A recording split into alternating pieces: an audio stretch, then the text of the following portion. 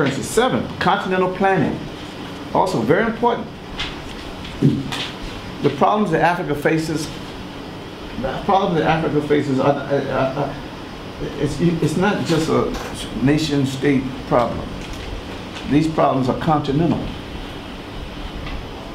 They are continental, and so we got to approach them continentally.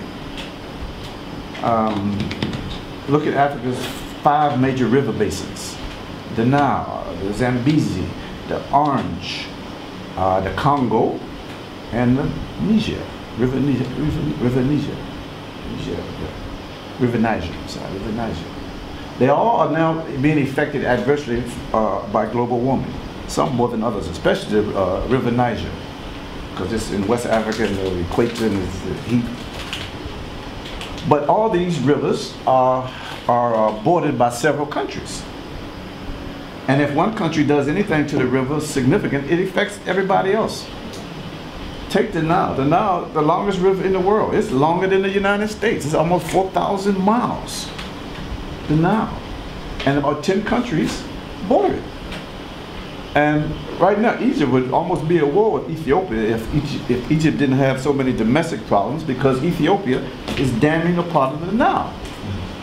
And they warned them, but Egypt just has too many domestic problems to be trying to go to war with Ethiopia. And so Ethiopia is, I don't know if they're finished or about finished.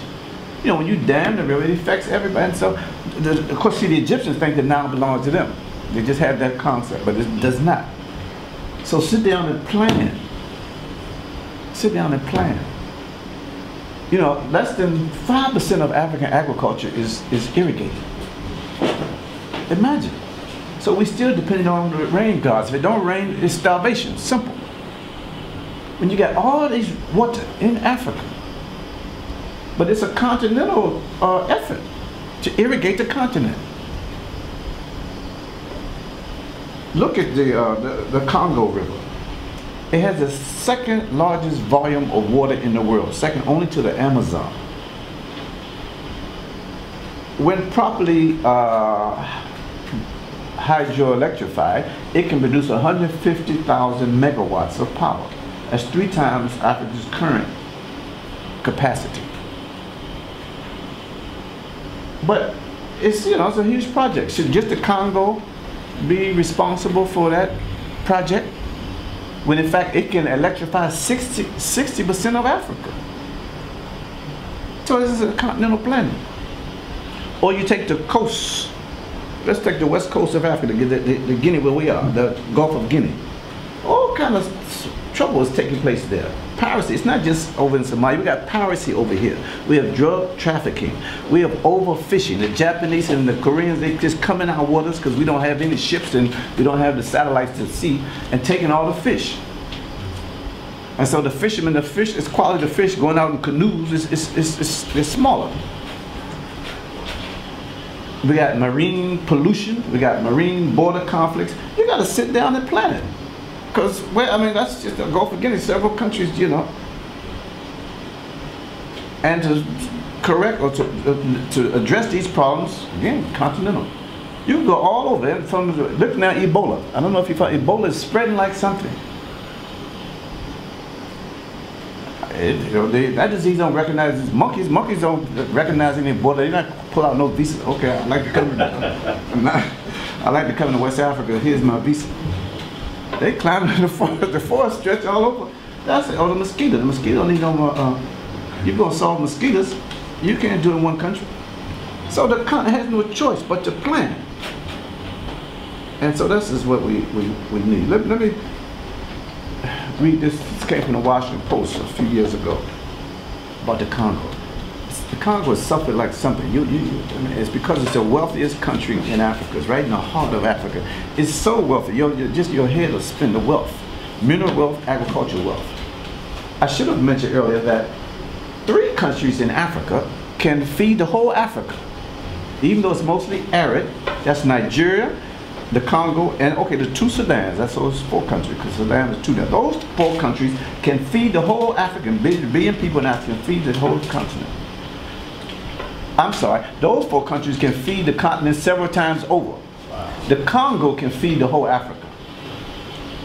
The Congo can feed the whole African billion people. Those 4 countries can feed the Congo. That's why I said poverty and hunger will be solved in Africa. Let me read you to the Congo. The Congo has the agricultural potential to feed the whole of Africa, but translating that potential into reality would take a concerted effort on the part of policymakers. The Congo has a vast, unrealized agricultural capacity. Straddling the equator and spanning 2 tropical zones, its climate favors the cultivation of a wide range of tropical and even Mediterranean crops. More than half of the DRC, that's the Democratic Republic of the Congo's land, is arable and suitable for farming. However, it is estimated that only 1 to 2% of the nation's farmable territory has so far been under cultivation at any one time. Just 1 to 2% of this land. Coffee beans, potatoes, and leeks can be produced in the high plains of the east and south.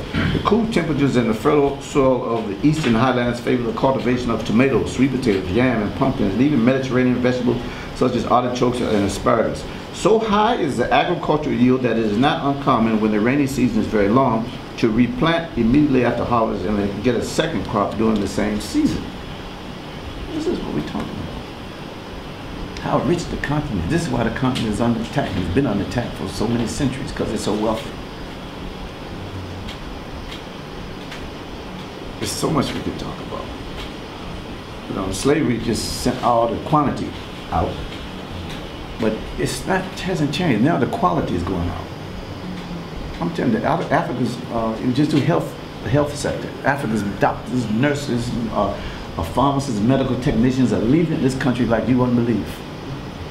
It's nearly more Ghanaian doctors in New York City than it is in the whole Ghana.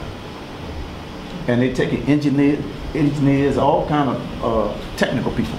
The continent is still sending, going out and serving the industrial countries. And the way that the slave trade did. It's just that slavery was quantity. So many, thousands of us taken away. Now there's quality. It's so, the doctor-patient ratio is so high in Ghana. You go in a rural place, you can't hardly find a doctor.